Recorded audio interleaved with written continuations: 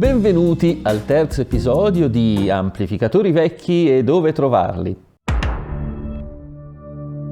L'idea era di fare solamente un video alla veloce sul Marantz 8B che mi era stato chiesto, poi dal Marantz 8B uno si chiede perché non farlo anche sul Marantz 9.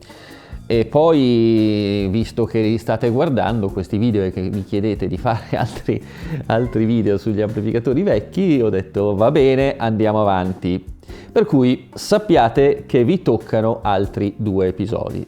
Questo di oggi sul vecchio caro Quad 2 e il prossimo, di cui non vi dico ancora niente, ma sappiate che si tratterà di roba pesante. E i primi 2 amplificatori, i 2 Marantz, devo dire che mi sono piaciuti, quantomeno dal punto di vista circuitale, perché dimostravano una certa ricerca, una certa eleganza di soluzioni, insomma erano una bella cosa da analizzare, da vedere. Questa volta andiamo ad analizzare un amplificatore che è di 10 anni più vecchio dei 2 Marantz di cui sopra. Parliamo di un amplificatore del 1953, di un amplificatore inglese, non americano, e di un amplificatore che, nonostante le credenze, nonostante le idee circolate successivamente, tutto voleva essere tranne che un amplificatore high-end. Il Quad 2 era, per sua concezione, un amplificatore tendenzialmente piuttosto economico. Poi la storia ne ha fatto un eroe, tanto che poi la nuova Quad con produzione estremo orientale ne ha addirittura fatto una riedizione, una storpiatura della riedizione, una storpiatura della storpiatura della riedizione, fino a tirare fuori un amplificatore credo 80 watt, non so, insomma comunque delle cose che si chiamano ancora Quad 2, ma col Quad 2 originale non hanno veramente nulla che spartire tranne il nome. Anche grazie a questo sito, il sito di Keith Snook, simpatico signore inglese che ha raccolto veramente una quantità enorme di informazioni su questo amplificatore sul suo sito, comprese modifiche, messe a punto, tutto quello che volete. Vi invito, se vi piacciono questi amplificatori, ad andare a vederlo perché c'è veramente qualunque cosa a disposizione, è veramente molto interessante.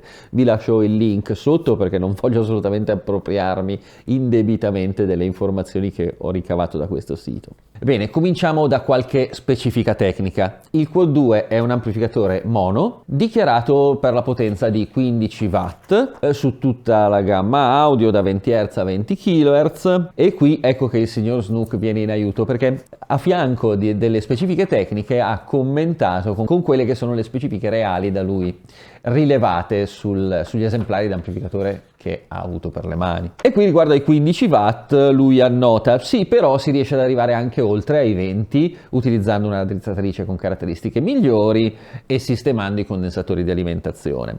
Risposta in frequenza entro 0,2 dB da 20 Hz a 20 kHz e entro mezzo dB da 10 Hz a 50 kHz. E in realtà, sempre nelle note, leggiamo che i dati sono un pochino peggiori di questi e comunque quella banda passante riportata non è alla massima potenza, ma probabilmente ha una potenza inferiore ai 12 watt, dove insomma ancora qualcosa riesce a fare. Distorsione misurata a 700 Hz sotto lo 0,1% e sotto lo 0,03% di armoniche di ordine superiore.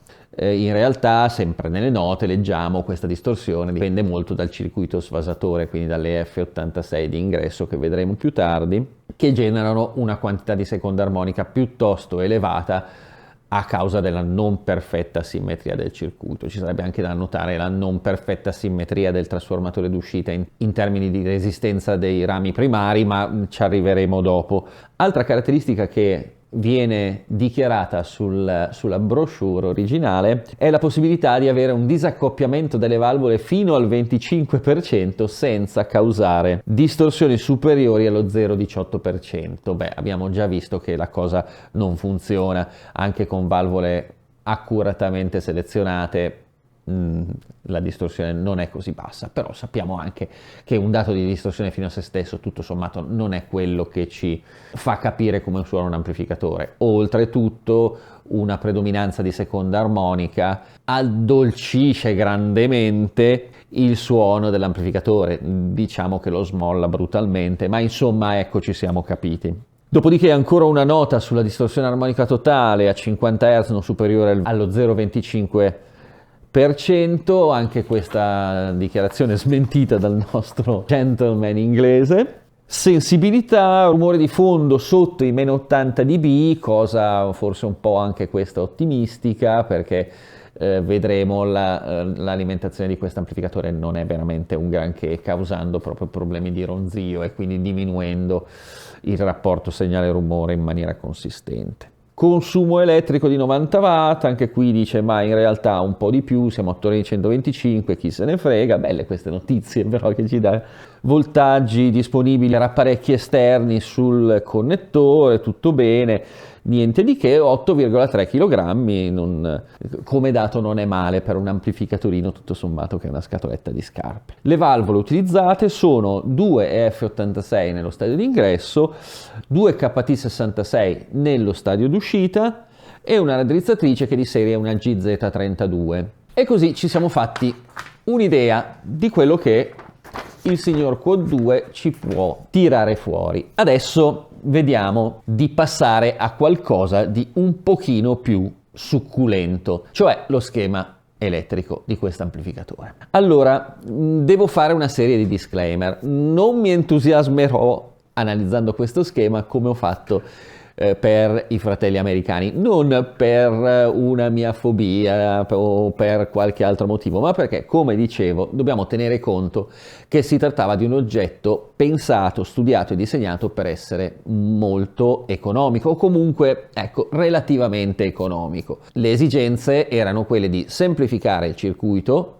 il più possibile e di utilizzare componenti meno costosi possibile. E quali sono i componenti che si vanno a sacrificare? Beh, i trasformatori d'uscita, prima di tutto, e poi tutta l'altra componentistica. Non troviamo componentistica di alto livello come nei Marantz e troviamo un trasformatore d'uscita decisamente più semplice degli altri che abbiamo visto. Non solo è più semplice in termini di avvolgimenti, ma è anche più economico come fattura. Il nucleo magnetico non è di grande qualità, non è di dimensioni particolarmente abbondanti e gli avvolgimenti sono fatti per essere più semplici possibili, tralasciando alcune caratteristiche, quali accennavo prima, la simmetria dei due rami del push-pull dell'avvolgimento primario. Infatti le impedenze, cioè la resistenza in continua dei due avvolgimenti, ramo push e ramo pull, è diversa. Il numero delle spire è identico, quindi ok, in alternata si comporterà bene, ma in corrente continua, cioè quando l'amplificatore è fermo in termini di polarizzazioni, ci sarà uno squilibrio fra i due rami, dato proprio dalle diverse cadute di tensione che si hanno sui due rami, e questa chiaramente non è una cosa bella. Però, ripeto, era un amplificatore improntato alla massima semplicità e questi sono alcuni dei compromessi che vengono fuori, ma sul trasformatore d'uscita ritorneremo alla fine quando parleremo dello stadio d'uscita. Adesso partiamo dall'inizio, dall'ingresso, e vediamo che cosa ci aspetta. Parliamo del primo stadio d'amplificazione e sfasatore, perché qui le due F86 fanno sia da stadio di guadagno che da sfasatore e pilota per le due finali, quindi fanno tutto loro. Noi sappiamo che non è un male di per sé avere un circuito semplice, anzi, da questo punto di vista il fatto di avere un circuito semplice di solito ci dà dei vantaggi. Ecco, forse in questo caso sulla semplicità hanno puntato un po' troppo. Prima di tutto hanno utilizzato due pentodi EF86 collegati a pentodo, quindi sappiamo che un collegamento a pentodo di una valvola di segnale non è il modus operandi che ci dà un funzionamento lineare, però cosa ci dà? Abbastanza guadagno per poter avere uno stadio singolo, perché se qui abbiamo un livello linea e qui dobbiamo pilotare direttamente le finali, qui dobbiamo amplificare il nostro segnale in maniera pesante se vogliamo riuscire a pilotare il nostro stadio finale alla massima potenza.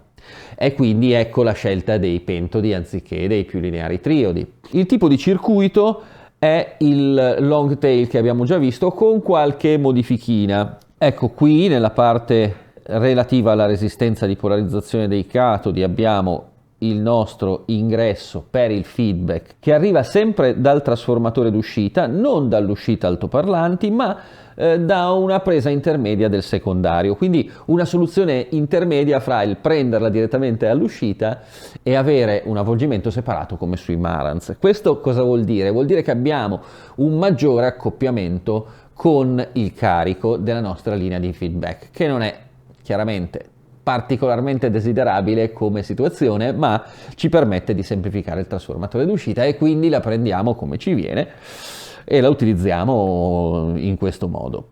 Il nostro segnale in ingresso fa questa strada ed entra nella griglia del pentodo alto qui. La griglia del pentodo basso non è collegata direttamente a massa come avevamo già visto nel long tail, diciamo da manuale. È collegata quasi a massa, perché se noi seguiamo un pochino, ecco qui il nostro circuito, vediamo che va a massa attraverso la resistenza da 2,7K e la resistenza da 100 ohm, che è effettivamente un'impedenza abbastanza bassa rispetto alla massa del circuito, ma comunque il suo potenziale viene leggermente modificato dal segnale di feedback di ritorno. Quindi si usa la seconda griglia per linearizzare un pochino questo circuito. È una seconda applicazione del feedback nel nostro circuito di ingresso, qualcosa di simile per certi versi al feedback criss-crossed dei Marantz che avevamo visto, un pochino semplificato, un pochino più andante. Vi ricordo che la ricerca della distorsione bassa in questi amplificatori era come la ricerca del Santo Graal, per cui ci si arrampicava ai vetri per riuscire a linearizzare un po' un circuito che, essendo fatto con i pentodi, di lineare non ha proprio un accidenti, e quindi dargli palate di feedback. Il circuito di ingresso e sfasatore è poi accoppiato tramite questi due condensatori alle griglie delle finali e fin qui tutto bene. C'è però una piccola nota che ho sempre ricavato dal sito inglese di cui vi ho detto prima, che è molto carina, perché questi due condensatori sono un po' particolari, avendo un involucro metallico che veniva collegato a massa, quindi di fatto creando una piccola capacità collegata verso massa, più o meno in questo modo, ecco qua, sia sull'uno che sull'altro condensatore, non la disegno, se no diventa un'insalata. Comunque queste due capacità verso massa servivano proprio a limitare la banda passante dell'amplificatore, cioè a diminuirne il guadagno verso le alte frequenze, dove l'amplificatore avrebbe potuto decidere di auto-oscillare. È un trucco che abbiamo già visto implementato anche sugli altri amplificatori, che veniva usato e viene usato costantemente proprio per garantire un margine di stabilità in alta frequenza all'amplificatore, anche in presenza di carichi non proprio facili oppure di sovrappilotaggio. Le due KT66 sono un po' le piccoline della serie KT, di cui le KT88 sono forse le più conosciute, e KT, se qualcuno non lo sapesse, sta per Kinkless Tetrod, cioè tetrodo senza la piega. Ecco, sono un particolare tipo di tetrodi con una particolare struttura interna che evitava una caratteristica forma della funzione di trasferimento che era dei tetrodi normali. Come sono collegate queste finali al trasformatore d'uscita? Perché qui è forse l'unica particolarità interessante o comunque degna di nota di questo circuito. Questi amplificatori sono fra i primi, se non forse i primi, ad utilizzare una connessione particolare della valvola finale. Normalmente, ed ecco che parte il disegno, la nostra valvola finale, per comodità la rappresentiamo con un triodo che è più semplice da disegnare, è collegata al nostro carico, al nostro altoparlante, lo disegniamo qui, attraverso il trasformatore d'uscita, e qui disegniamo il secondario e lo colleghiamo all'altoparlante. Dicevo, è collegata al trasformatore d'uscita tramite l'avvolgimento primario che viene collegato all'alta tensione a un capo, ovviamente l'alimentazione, e all'altro capo all'anodo della nostra valvola. E questo è quello che abbiamo sempre visto. Poi c'è la connessione ultralineare che prende una presa intermedia di questo primario e ne riporta il segnale su una griglia, ma in questo caso non è così. La nostra valvola viene utilizzata come un pentodo, quindi non c'è connessione ultralineare, ma c'è un secondo avvolgimento primario, per la verità molto semplice, molto corto come avvolgimento, a cui è collegato il catodo della valvola. Questa è una connessione che è stata forse resa famosa e comunque molto diffusa dai valvolari Macintosh, che in linea di massima hanno sempre utilizzato questo schema. Ora, cosa succede quando io collego in questo modo la mia valvola finale al trasformatore d'uscita? Beh, fondamentalmente, tramite questo avvolgimento io applico una degenerazione locale, quindi un feedback, una controreazione locale alla mia valvola, rendendone il funzionamento più lineare alle potenze più alte, quindi. Che tradotto cosa vuol dire? Riesco a tirare fuori più potenza dalla mia valvola finale, mantenendo la distorsione più bassa. C'è chiaramente una contropartita da pagare per questo abbassamento della distorsione, come tutte le volte in cui applico della retroazione di qualche tipo, il guadagno di questo stadio si abbassa fino ad arrivare a 1 o anche a meno di 1, per cui avrò bisogno di un segnale dallo stadio driver che è più ampio, avrò bisogno di maggior guadagno. Ecco perché abbiamo usato dei pentodi e non dei triodi per fare uno stadio di ingresso di un amplificatore che tutto sommato è un 15 watt. Detto questo, torniamo al nostro schema e vediamo se ci sono altre cose interessanti da vedere. Allora, quello che dobbiamo dire è che questo schema non presenta delle regolazioni né per l'equilibratura dello sfasatore né per il bias delle finali, insomma è una cosa che è fatta evidentemente più plug and play possibile. E vabbè, ci sta, anche questa è una scelta, del resto abbiamo un bel po' di controreazione che tiene insieme il tutto e quindi ce ne facciamo una ragione. Ripeto, era un amplificatore tendenzialmente economico. Adesso vediamo come è stata strutturata l'alimentazione di questo amplificatore. Si parte bene di fatto per necessità, perché le valvole raddrizzatrici erano d'uso normale ai tempi, quindi una GZ32 collegata al nostro trasformatore d'alimentazione, seguita direttamente da una capacità di 16 microfarad, il che va tutto sommato bene per allungare la vita della nostra raddrizzatrice. 16 microfarad sono un valore sufficientemente basso per non stressarla, però non sono un valore sufficientemente alto per non far ronzare questo amplificatore. Vediamo che il trasformatore d'uscita e quindi poi l'anodo delle nostre valvole sono collegate proprio direttamente qui a questo condensatore. Non c'è un filtraggio a pi greco di qualche tipo, o comunque un buon filtraggio per l'anodica delle finali, cosa che effettivamente qualche grattacapo lo può causare. C'è invece un induttore seguito da un ulteriore condensatore per filtrare l'alimentazione dello stadio d'ingresso, ecco che va da questa parte, e da questa parte, ecco qui, sono le alimentazioni per l'anodica e per le griglie schermo dei pentodi, nonché tramite questo ramo per la griglie schermo dei tetrodi in uscita. Però, ripeto, la parte di anodica sulle finali è filtrata molto così.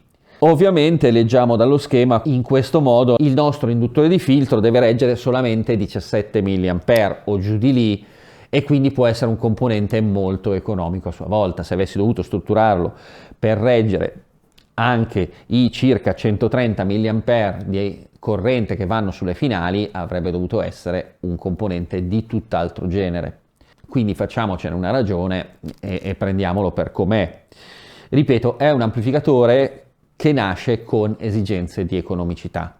Non voglio parlarne male per partito preso, bisogna semplicemente fare i conti con quella che è la realtà. Certo, viene da chiedersi come mai un amplificatore del genere sia portato ancora oggi in punta di forchetta da qualcuno, perché a onor del vero non ce ne sarebbe proprio la ragione. Poi, per carità, al cuore non si comanda, le ragioni del collezionismo sono a me sconosciute, però insomma non è un granché. Il fatto che non sia così un granché ci rende anche conto del fatto che siano disponibili tutta una serie di modifiche a ogni livello, che però di fatto ne snaturano completamente il senso, perché bisognerebbe cambiare i trasformatori d'uscita perché sono fatti con i piedi e ci sono delle aziende che producono degli ottimi trasformatori d'uscita da sostituire, basta scegliere. Bisogna mettere a posto l'alimentazione perché così è farlocca e va come va. E ok, cambiamo l'alimentazione.